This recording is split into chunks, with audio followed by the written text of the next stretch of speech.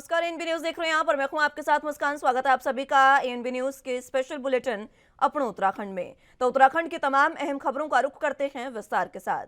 विघ्नकर्ता और विघ्नहर्ता भगवान श्री गणेश जी की भक्ति और आराधना के पावन पर्व श्री गणेश चतुर्थी का रंग सीएम धामी पर भी देखने को मिला, जहां मुख्यमंत्री पुष्कर सिंह धामी ने भगवान गणेश की पूजा अर्चना की। साथ ही प्रदेशवासियों को पर्व की हार्दिक बधाई और शुभकामनाएं भी दी। उन्होंने सभी के जीवन में सुख समृद्धि की कामना भी की है।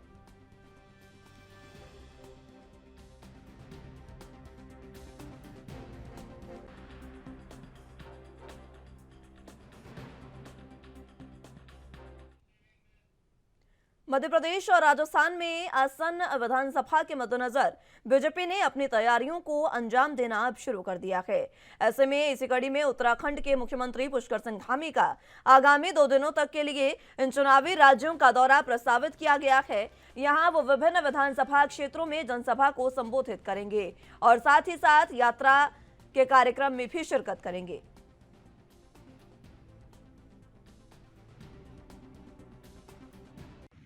जी आज से मैं लगातार 3 दिनों तक मध्य प्रदेश और राजस्थान में पार्टी द्वारा निर्धारित कार्यक्रमों में रहने वाला हूं, जहां मध्य प्रदेश के अंदर जन आशीर्वाद यात्रा निकल रही है।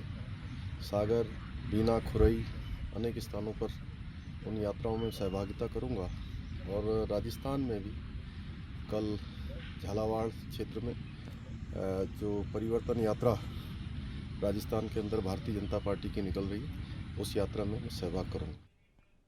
उत्तराखंड का यूसीसी आज पूरे देश के लिए नजीर साबित होने जा रहा है। सीएम धामी के धर्मांतरण और नकल विरोधी कानून से प्रभावित होकर कई बीजेपी शासित राज्य इसे अपने राज्य में लागू करने जा रहे हैं। वहीं यूसीसी लागू करने वाला उत्तराखंड पहला राज्य बनने जा रहा है। इस मामले में भी धामी से बीजेपी राज वाले सीएम खासे प्रभावित हैं। कुल मिलाकर सीएम धामी की ईमानदार और मिस्टर क्लीन, सख्त प्रशासक, भ्रष्टाचार पर जीरो टॉलरेंस, जनता से सीधे जुड़ाव और जनता के मुख्य सेवक की छवि बीजेपी को चुनावों में काफी फायदा पहुंचा सकती है। इसलिए पीएम मोदी और पार्टी आलाकमान चुनावी राज्यों में उत्तराखंड के सीएम धामी का प्रचार में अधिकतम उपयोग कर रहे हैं। ये संदेश देना चाहते हैं कि सत्ता में आने या सत्ता बरकरार रहने पर जनता को उसी सुशासन का अनुभव होगा जैसा उत्तराखंड की जनता को धामी राज में हो रहा है।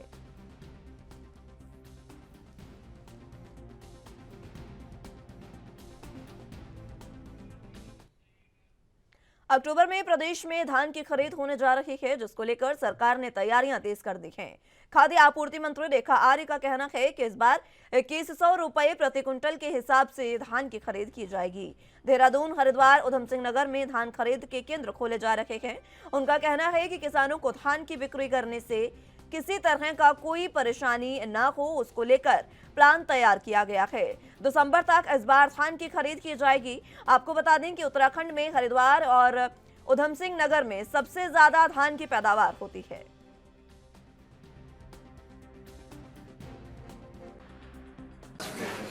देखिए, आज खरीफ फसल की बैठक ली गई है, जिसमें भारत सरकार के द्वारा हमें लगभग 8.96 LMT 2022-23 का हमारे पास में लक्ष्य दिया गया है और जिसमें हमें यह लक्ष्य को 1 अक्टूबर से लेकर 31 दिसंबर 2023 तक में इस 8.96 LMT लक्ष्य को पूर्ण करना है। साथ ही अब की बार भारत सरकार ने चावल की खरीद पे जो MSP तय करी है वो 2183 रुपये पर कुंटल यहाँ पर तय है। तो पहले के मुकाबले धनराशि में बढ़ोतरी भी हुई है और आज की इस बैठक में सभी हमारे जो क्रय केंद्र, चाहे वो कोऑपरेटिव के हो, चाहे वो कच्चा आड़ती चावल खरीदते हो, चाहे वो NCCF वाले हो, चाहे UCCF वाले हो, सभी को ये दिशा निर्देश दिए हैं कि भाई किसी भी प्रकार से किसानों को उनकी चावल खरीद के संदर्भ में कोई दिक्कत नहीं आनी चाहिए। 72 घंटे में जो उनका भुगतान होना है उसको सुनिश्चित किया जाना चाहिए। साथ ही विभाग से भी ये सुनिश्चित कराया कि हमें जितने बोरों की आवश्यकता रहती है उतने बोरों का क्या हमने व्यवस्था बना ली है, तो बोरों की व्यवस्था भी विभाग ने संपूर्ण बना ली है।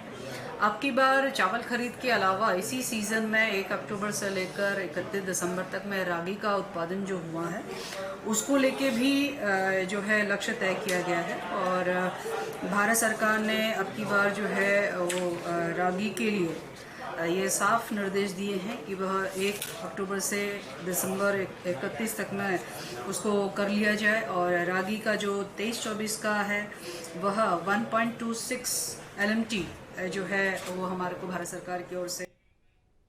कांग्रेस के द्वारहाट से विधायक मदन बिष्ट की ओर से इंजीनियरिंग कॉलेज के निदेशक के साथ किए गए असभ्य व्यवहार इन दिनों चर्चा का विषय बना हुआ है। बीजेपी प्रदेश अध्यक्ष महेंद्र भट्ट ने इसको लेकर विधायक की निंदा की है। उन्होंने कहा कि बीजेपी वैधानिक कार्रवाई के लिए राज्यपाल से मिलेगी और कांग्रेस विधायक के खिलाफ कार्रवाई की मांग की जाएगी। महेंद्र भट्ट ने यह भी कहा कि शर्म का विषय ये भी है कि अभी तक कांग्रेस का एक भी नेता इस विषय पर बोलने के लिए तैयार नहीं है।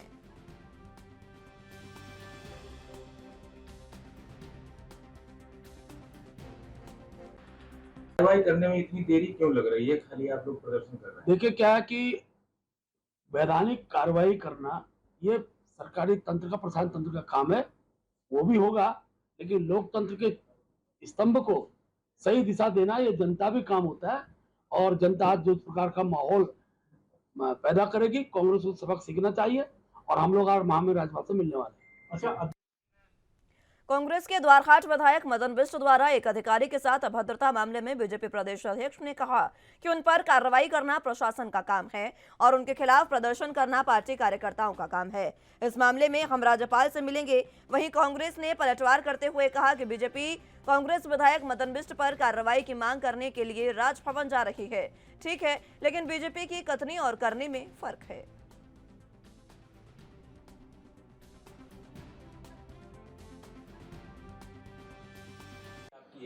कार्रवाई करने में इतनी देरी क्यों लग रही है? खाली आप लोग प्रदर्शन कर रहे हैं। देखिए क्या है कि वैधानिक कार्रवाई करना ये सरकारी तंत्र का, प्रशासन तंत्र का काम है, वो भी होगा, लेकिन लोकतंत्र के स्तंभ को सही दिशा देना ये जनता भी काम होता है। और जनता आज जो प्रकार का माहौल पैदा करेगी, कांग्रेस को सबक सीखना चाहिए और हम लोग आज महामहिम राज्यपाल से मिलने वाले हैं। अच्छा अध्यक्ष जी, कि आपके द्वारहाट के विधायक जी ने जो कृत्य किया है, भाजपा के प्रदेश अध्यक्ष जी को मेरी विनम्र सलाह है कि आज तो चिंता व्यक्त कर रहे हैं द्वारहाट के विधायक जी के कृत्य पर। अगर माननीय प्रेमचंद अग्रवाल जी और माननीय गणेश जोशी जी के कृत्य पर भी अगर वो ध्यान दे देते, उनकी बड़ी मेहरबानी होती। उनके पुराने विधायक राजकुमार ठकुराल, उनके पुराने विधायक कुंवर चैंपियन, कई नाम हैं जिन्होंने भाजपा को बहुत अच्छी तरह सुशोभित किया है, बहुत अच्छी भाषाओं का इस्तेमाल किया है, फाइटर की भूमिका में भी दिखाई दिए। तो माननीय अध्यक्ष जी मेरा निवेदन है कम से कम इनकी तरफ भी ध्यान दें तो अच्छा रहेगा, प्रदेश जरा आतंक मुक्त तो हो। बीजेपी द्वारा प्रधानमंत्री नरेंद्र मोदी के जन्मदिन से 2 अक्टूबर महात्मा गांधी की जयंती तक सेवा पखवाड़ा मनाया जा रहा है, जिसमें स्वच्छता, नमो प्रदर्शनी, एक जिला एक उत्पाद समेत अपना देश अपनी माटी कार्यक्रम आयोजित किए जा रहे हैं। इस मौके पर आज भाजयुमो द्वारा रक्तदान शिविर का आयोजन किया गया, जिसमें तमाम कार्यकर्ताओं ने रक्तदान कर सेवा पखवाड़े में प्रतिभाग किया। तो वहीं दूसरे पूरे राज्य में यह अभियान चलाया जा रहा है। इस मौके पर बीजेपी के तमाम नेता मौजूद रहे।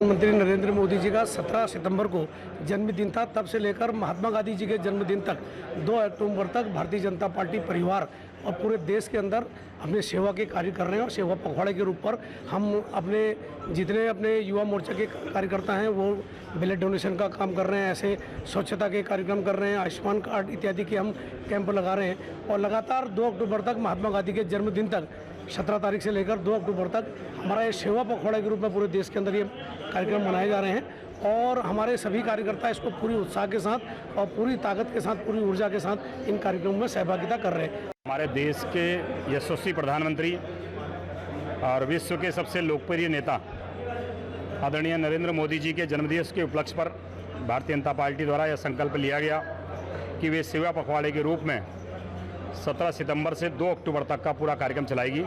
जिसके तहत समाज के क्षेत्र में विभिन्न सेवा के कार्य किए जाएंगे। इसी के तहत रक्तदान शिविर पूरे नैनीताल जिले में प्रत्येक विधानसभा वार लगाए जा रहे हैं। कल लालकुआं विधानसभा में कार्यक्रम था रक्तदान का, और आज अभी हल्द्वानी विधानसभा में चलाया जा रहा है। इसी के साथ साथ सभी नैनीताल जिले की विधानसभाओं में, साथ ही साथ पूरे राज्य में यह कार्यक्रम चलना है। और इसके साथ साथ ही आयुष्मान कार्ड के कैंप से लेकर के विभिन्न स्वच्छता से लेकर के विभिन्न सेवा के जो हमारे कार्यक्रम हैं वे पूरे इस पखवाड़े में चलेंगे। सेवा पखवाड़े के तहत भारतीय जनता पार्टी आदरणीय प्रधानमंत्री मोदी जी के जन्मदिवस से सेवा पखवाड़ा मना रही है और हमारे विभिन्न विधानसभाओं में युवा मोर्चा रक्तदान शिविर लगा रहा है। अभी कल हमारा शिविर लालकुआं था, आज हमारा हल्द्वानी है और इसी में कल हमारा रामनगर है और परसों कारडूंगी विधानसभा में है। तो हम सब युवाओं को ज़्यादा से ज़्यादा जागरूक कर रहे हैं कि वो रक्तदान करें, ज़्यादा से ज़्यादा आगे आकर समाज की सेवा के लिए तत्पर रहें। इसी भावना के साथ युवा मोर्चा हर जगह ये प्रधानमंत्री नरेंद्र मोदी कैबिनेट ने महिला आरक्षण बिल को अपनी मोहर लगा दी है। करीब 27 वर्षों से लंबित इस बिल के पास होने के उत्तराखंड सहित देश भर में महिलाओं को लोकसभा और राज्यसभा में प्रतिनिधित्व कर देश सेवा करने का मौका मिलेगा। उत्तराखंड बीजेपी की प्रदेश महिला अध्यक्ष आशा नौटियाल का कहना है कि भारतीय जनता पार्टी ने देश में हमेशा से मातृशक्ति के उत्थान के लिए काम किया है। उत्तर प्रदेश के समय पंचायत में महिलाओं को 33% आरक्षण दिया गया था और उत्तराखंड बनने के बाद पंचायतों में 50% से अधिक का आरक्षण महिलाओं को भारतीय जनता पार्टी द्वारा दिया जा रहा है। वहीं प्रदेश की धामी सरकार ने सरकारी नौकरियों में 30% क्षैतिज आरक्षण महिलाओं के लिए दिया है। उन्होंने महिला आरक्षण बिल पर खुशी जाहिर करते हुए प्रदेश की मातृशक्ति की ओर से प्रधानमंत्री नरेंद्र मोदी का धन्यवाद किया।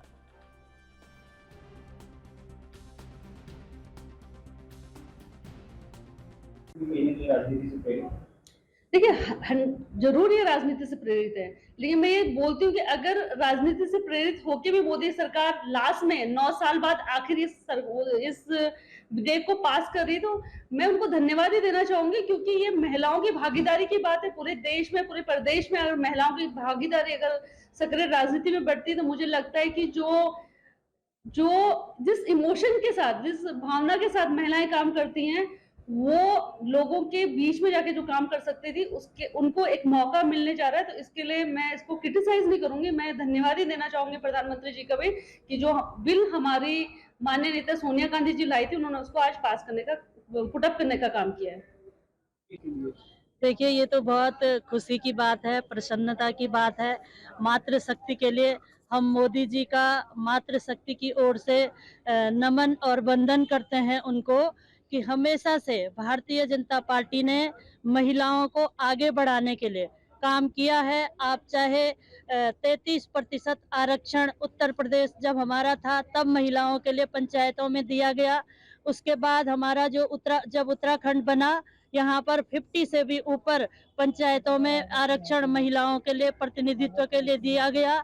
और उसके बाद हमारे अभी धामी सरकार ने सरकारी नौकरियों में 30% क्षैतिज आरक्षण महिलाओं के लिए दिया। और अभी मोदी जी ने पूरे देश में विधानसभा और लोकसभा के लिए जिस आरक्षण की अभी कैबिनेट ने मोहर लगाई है, हम सभी मातृशक्ति, पूरे देश की और हमारे राज्य की सभी मातृशक्ति मोदी जी का आभार व्यक्त करते हैं।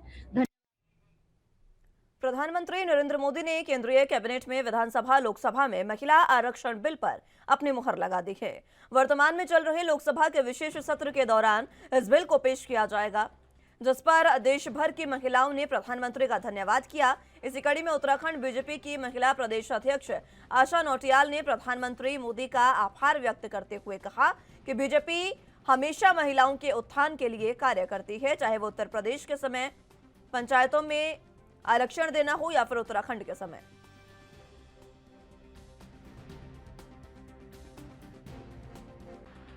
किया गया है केंद्र सरकार की तरफ से, इसको कितना महत्वपूर्ण समझती है महिला उत्थान के लिए? देखिए, ये तो बहुत खुशी की बात है, प्रसन्नता की बात है। मातृशक्ति के लिए हम मोदी जी का मातृशक्ति की ओर से नमन और वंदन करते हैं उनको, कि हमेशा से भारतीय जनता पार्टी ने महिलाओं को आगे बढ़ाने के लिए काम किया है। आप चाहे 33% आरक्षण उत्तर प्रदेश जब हमारा था तब महिलाओं के लिए पंचायतों में दिया गया। उसके बाद हमारा जब उत्तराखंड बना, यहाँ पर 50 से भी ऊपर पंचायतों में आरक्षण महिलाओं के लिए प्रतिनिधित्व के लिए दिया गया। और उसके बाद हमारे अभी धामी सरकार ने बुलेटिन में फिलहाल वक्त एक छोटे से ब्रेक का है, फौरन हाजिर हूं।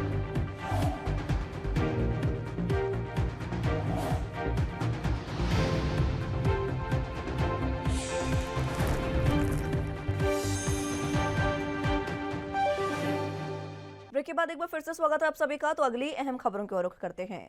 बहुचर्चित अंकिता भंडारी हत्याकांड को 1 साल पूरा हो चुका है। अंकिता हत्याकांड को 1 साल पूरा होने पर कांग्रेस पार्टी की तरफ से गोचर में श्रद्धांजलि उसे दी गई और कैंडल मार्च निकालकर विरोध प्रदर्शन भी किया गया। इस दौरान कांग्रेस ने बीजेपी पर जमकर निशाना साधा। कांग्रेस ने कहा कि 1 साल बीत जाने के बावजूद भी अभी तक अंकिता को न्याय नहीं मिल पाया है। सरकार इस हत्याकांड में संलिप्त वीआईपी लोगों को बचाने का काम कर रही है। इस दौरान कांग्रेस कार्यकर्ताओं ने प्रदेश की बीजेपी सरकार के खिलाफ भी जमकर नारेबाजी की। जिला अध्यक्ष मुकेश नेगी ने कहा कि जो बीजेपी बेटी बचाओ बेटी पढ़ाओ की बात करती है, आज बीजेपी की डबल इंजन की सरकार में अंकिता को 1 साल में भी न्याय नहीं मिल सका है। कांग्रेस ने अंकिता हत्याकांड की सीबीआई जांच की मांग की है। देखिए, अंकिता भंडारी हत्याकांड को 1 वर्ष पूरा हुआ है और आज हमारे प्रदेश के माननीय अध्यक्ष शरण मेहरा जी के नेतृत्वानुसार पूरे प्रदेश भर के जिला मुख्यालय, ब्लॉक और नगर मुख्यालयों में हम कांग्रेसियों ने उस बेटी को अपनी श्रद्धांजलि अर्पित करने के लिए और उसको न्याय दिलाने की मांग को लेकर के आज कैंडल मार्च निकाला है। और हम लोगों की बहुत स्पष्ट मांग है, बेटी बचाओ बेटी पढ़ाओ का नारा देने वाली ये सरकार उस बेटी के साथ आज तक न्याय नहीं कर पाई है। हम एक मांग सीधा सा हमारा सरकार से है, आखिर वो वीआईपी कौन है, वो वीआईपी कौन है, सरकार क्यों उसको बचाना चाहती है, सरकार के नुमाइंदे क्यों उसको बचा रहे हैं। हम लोगों की मांग है कि यदि सरकार ये चाहती है कि उस बेटी के साथ न्याय हो तो एक सेवानिवृत्त जज की अध्यक्षता में एक कमेटी बने और वो कमेटी उस हत्याकांड की और इस पूरे प्रकरण की जांच करे ताकि उस पहाड़ की बेटी। खबर जनपद उधम सिंह नगर के खटीमा से है, जहां सोमवार की देर शाम कांग्रेस महिला मोर्चा की जिला अध्यक्ष रेखा सोनकर के नेतृत्व में महिला मोर्चा के कार्यकर्ताओं और युवा मोर्चा के सैकड़ों कार्यकर्ताओं ने अंकिता भंडारी हत्याकांड मामले में 1 वर्ष पूर्ण होने के बाद भी न्याय न मिलने पर सड़कों पर उतरकर कैंडल मार्च निकाला। इस दौरान उन्होंने अपना आक्रोश व्यक्त किया और न्याय की गुहार भी लगाई। साथ ही अंकिता भंडारी हत्याकांड के दोषियों को फांसी की सजा देने की मांग की है। इस दौरान आक्रोशित कांग्रेसी महिलाओं ने बीजेपी सरकार पर जमकर निशाना साधा और सरकार के खिलाफ नारे लगाए। साथ ही बीजेपी सरकार पर अंकिता के दोषियों को संरक्षण देने का गंभीर आरोप भी लगाया।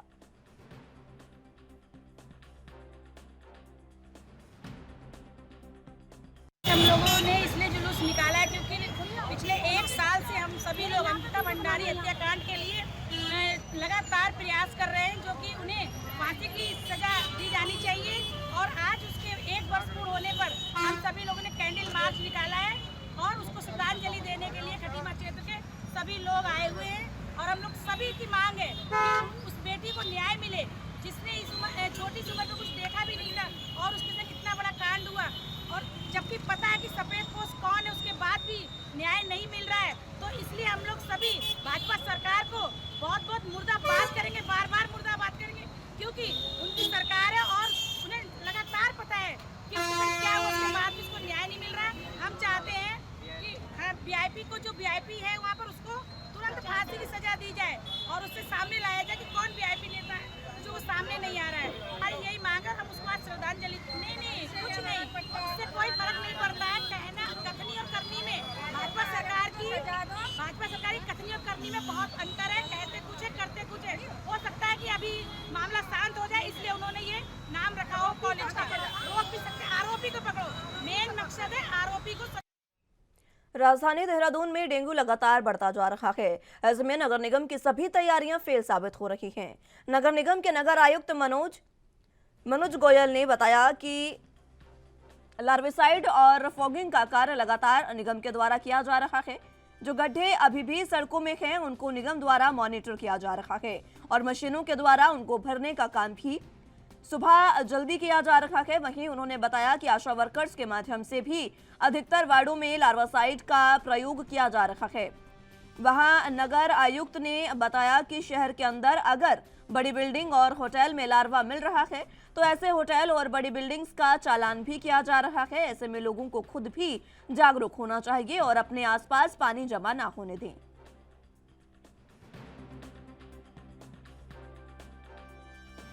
नगर निगम की ओर से जो लार्वा सेल का छिड़काव का कार्य है या जो फॉगिंग का कार्य है वो युद्ध स्तर पे चल रहा है। पूरा रोस्टर के माध्यम जो है डेली सुबह अर्ली मॉर्निंग हमारी सारे व्हीकल मशीनरी निकल जाती है और उसका पूरा मॉनिटरिंग हम लोग दिन भर कर रहे हैं। इसके अलावा हमारे सुपरवाइजर्स को हम लोगों ने लार्वा सेल का स्प्रे उपलब्ध करवा दिया है। समस्त आंगन ये आशा कार्यकर्ती जो है हमारी, उनको हम लोगों ने ये लार्वा सेल का मिक्स स्प्रे उपलब्ध करवा दिया है। यदि उनको अपने क्षेत्र में सर्वे के दौरान कहीं मिलता है तो वो इस पे उसको लार्वा को नष्ट करें। इसके अलावा डोर टू डोर सर्वे भी उन्हीं के माध्यम से हम लोग करवा रहे हैं। साथ ही साथ जो कोई बड़े कॉम्प्लेक्सेस हैं, बिल्डिंग्स हैं, वहाँ पर यदि लार्वा पाया जा रहा है और हमारी टीमें जा के इंस्पेक्शन कर रही हैं, उन पे बड़ी संख्या में हम लोग चालान भी कर रहे हैं। ये मैं बताना चाहूँगा कि चालान की कार्रवाई ये गतिमान रहेगी और ये भारी संख्या में हम लोग इसको बढ़ाने वाले हैं, क्योंकि ज़्यादातर संज्ञान में ये आ रहा है कि लार्वा अधिकतर प्राइवेट प्रेमाइसेस में पाया जा रहा है और ऐसे में जो प्राइवेट प्रेमाइसेस का ओनर है उसकी भी इक्वल रिस्पॉन्सिबिलिटी, इनफैक्ट कहीं ना कहीं ज़्यादा रिस्पॉन्सिबिलिटी बनती है कि वो अपने प्रेमाइसेस को क्लीन रखे और लार्वा ना पनपने दे। वो अपने लिए भी बीमारी डेवलप कर रहा है और उसके आस पड़ोस के एरिया जो है उसमें भी जो है एक संकट, बीमारी का संकट जो है ऐसे लापरवाही की वजह से, ऐसे लोगों की लापरवाही की वजह से गहरा रहा है। हमने पीछे कुछ दिनों में लगातार चालान भी किए हैं और जहाँ पे ऐसा पाया गया है वहाँ पे लार्वा को नष्ट करने की कार्रवाई भी की गई है। ये चालानी कार्रवाई हमारी जारी रहेगी और हम अधिक टीमें लगाकर और भी अधिक ये है इसका इंस्पेक्शंस वगैरह करवाएंगे। सारे हाउस होल्ड्स में भी करवाएंगे और जहाँ भी हाउस होल्ड्स में पाया जाएगा वहाँ भी चालान की कार्रवाई। खबर जनपद उधम सिंह नगर के जसपुर कोतवाली क्षेत्र से है, जहां जसपुर उप जिलाधिकारी गौरव चटवाल के नेतृत्व में स्वास्थ्य विभाग की टीम ने क्षेत्र में चल रहे फर्जी अस्पतालों और क्लिनिकों पर छापेमारी की है। इस छापेमार कार्रवाई में कई क्लिनिकों में अनियमितता पाई गई, जिसमें से एक पर जुर्माने की कार्रवाई की गई, जबकि दूसरे क्लिनिक को सीज किया गया है। वहीं उप जिलाधिकारी जसपुर गौरव चटवाल ने बताया कि आज क्षेत्र में क्लिनिक पर छापेमारी की गई, जिसमें कई कमियां पाई गई हैं, जिसके चलते एक क्लिनिक की उसको भी सीज किया गया है, जबकि एक क्लिनिक पर जुर्माने की कार्रवाई की गई है।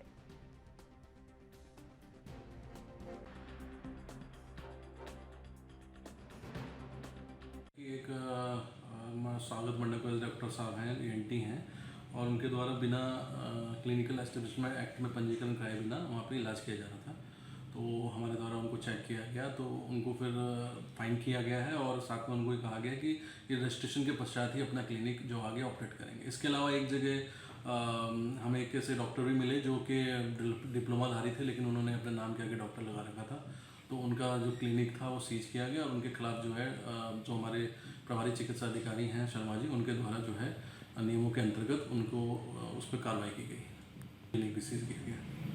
अभी जब हमने समय में छापे मारे तो उस समय जो लगभग आसपास ऐसे कुछ लोग बताया गया क्योंकि उनके द्वारा बंद कर दिया गया है और इसको आगे भी जारी किया जाएगा और इसमें प्रभारी चिकित्सा अधिकारी को निर्देश दिए गए हैं कि वो ऐसे जो बिना पंजीकरण के या जो है फर्जी तौर पे इस तरह के क्लिनिक चला रहे हैं उनको चिन्हित करें और जो है हमारी मदद से फिर उस पर प्रभावी कार्रवाई करें।